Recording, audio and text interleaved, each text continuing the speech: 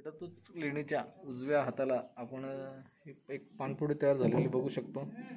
त्याचबरोबर या लेणीच्या अतिशय उजव्या हाताला अतिशय कोरीव काम आपल्याला दिसून येते।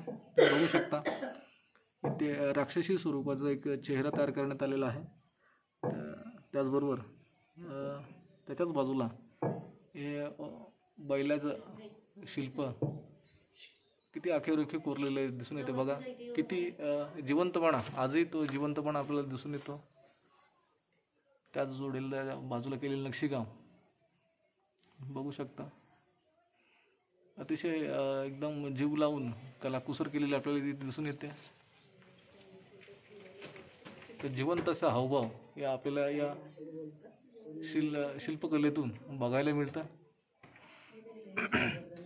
मानवी प्रवृत्तीची राक्षसी प्रवृत्ती दाखवण्याच्या उद्दिष्टाने हे शिल्प